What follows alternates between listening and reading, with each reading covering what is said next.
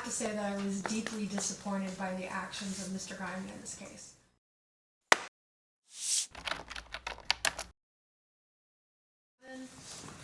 I'll let everybody make their appearances for the record. Mr. Guymon is present here out of custody. Ms. Weckerly, will you go ahead and make your appearances? Good morning, Your Honor. Pam Weckerly and Giancarlo Pesci on behalf of the state. And on behalf of Mr. Guymon? Good morning, Your Honor. Palazzo and Craig Hendricks on behalf of Mr. Guymon. Thank you very much. I note this is a time set for entry of judgment and imposition of sentence. Is there any legal cause or reason you can't go forward state? No. Mr. Palazzo? No, Your Honor. By the way, I believe we sent all the parties a letter we got from somebody named Calvin Leslie, or maybe it was Leslie Calvin. I'm not really sure. I can't tell. They're both first names. It was received. I didn't see that he was involved in this case in any way. He's not. He's a prior client of Mr. Okay. Guymon, so you I'm- can ignore that. I intended to ignore it. I just wanted to make a record of it and make sure that it wasn't buried somewhere else in the case and that I wasn't avoiding a potential victim in this case. So I'm going to ignore the letter from Calvin Leslie or Leslie Calvin, whatever. So in this case, it is count 1, bribing or intimidating a witness to influence testimony, a C felony, and count 2, coercion, a B felony, as to both counts. He'll plead no contest pursuant to NRS 174.035.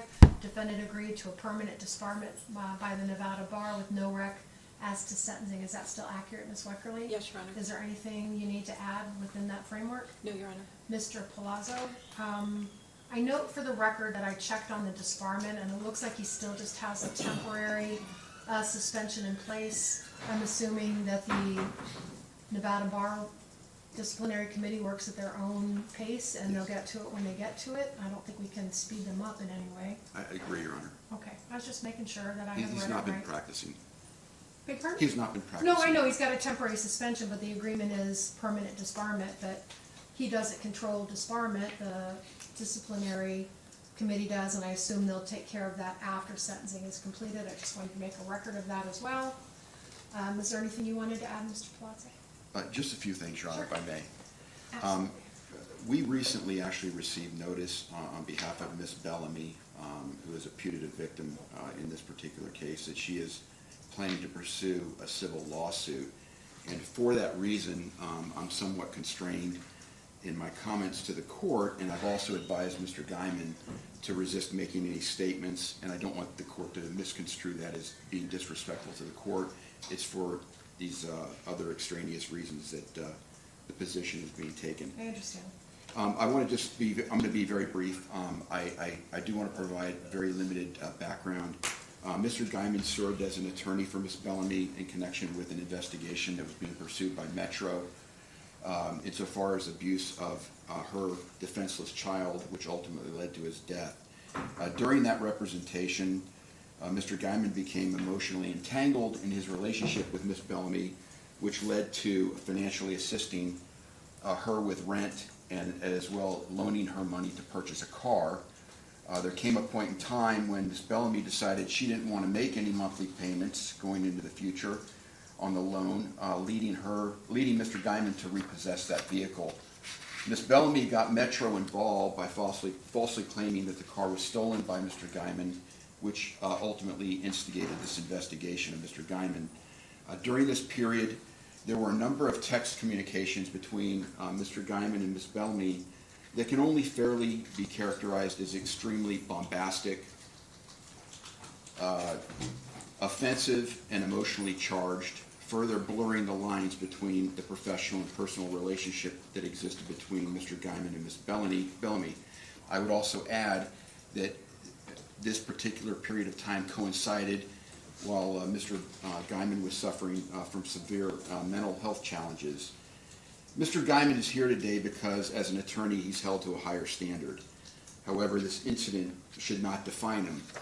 And as is revealed by the character letters that were submitted to the court, I trust that the court has had an opportunity to review them. And he's got a vast amount of support here from people in the community, colleagues and the like that are present in court in the gallery as well. The letters reveal that his entire career, Gary's entire career, has been devoted to helping people and mentoring colleagues in the legal profession.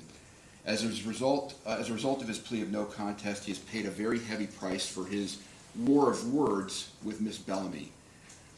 He has lost his license to practice law, essentially his chosen ability to earn a living. He must carry the mark of being a felon. His reputation and standing in the community has been adversely altered. He has suffered negative consequences with his family life and the relationship with his spouse.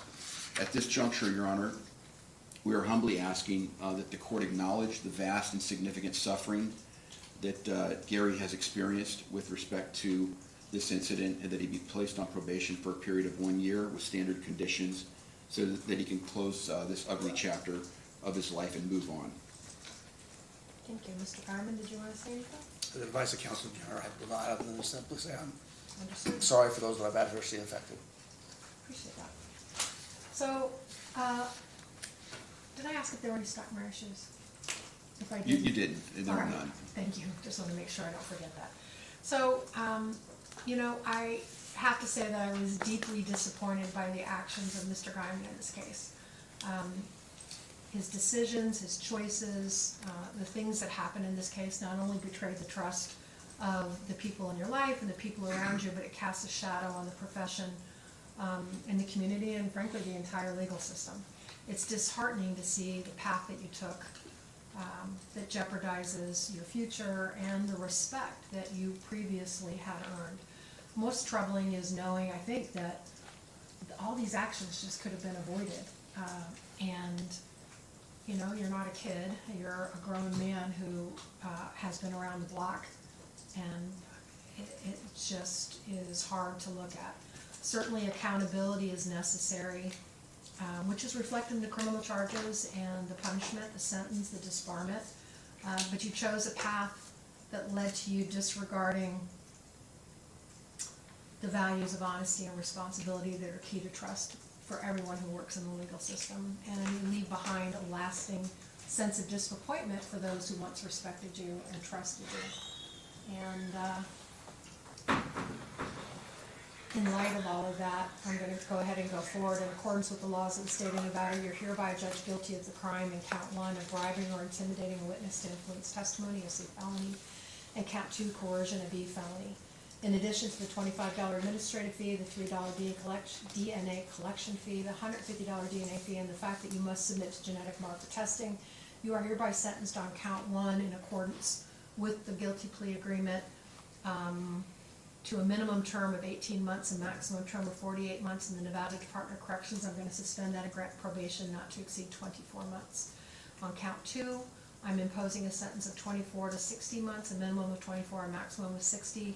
I'm going to suspend that probation also not to exceed 24 months, but it's concurrent with count 1.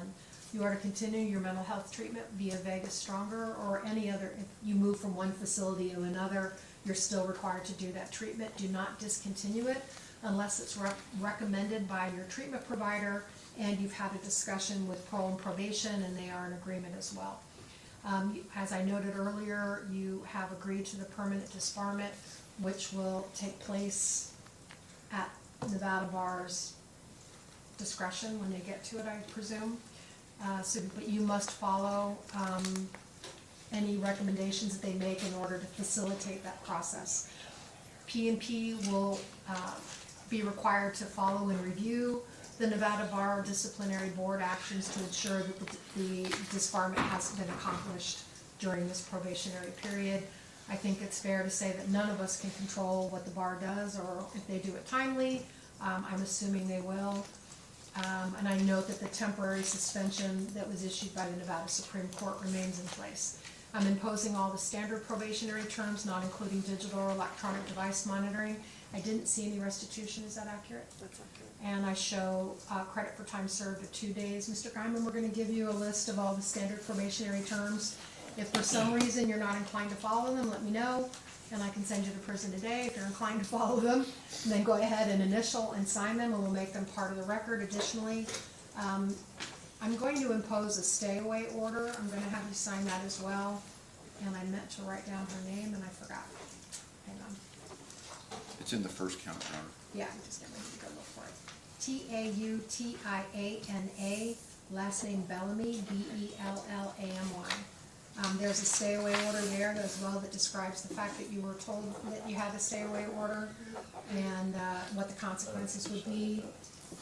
Did he sign? The only caveat, Your Honor, I would raise is with respect to that civil case, Uh-huh. if it does materialize, which I anticipate, there may be a necessity for people to be in close proximity to one another during the discovery process. As long as it's part of the discovery process and as long as it's part of whatever's going on in that civil case and he has his attorneys present, Very that well. would not be a violation of the stay or reorder Thank you. because it would be necessary for pursuant to the legal, to the matter, the civil matter. There today. All right. Did you give him the report?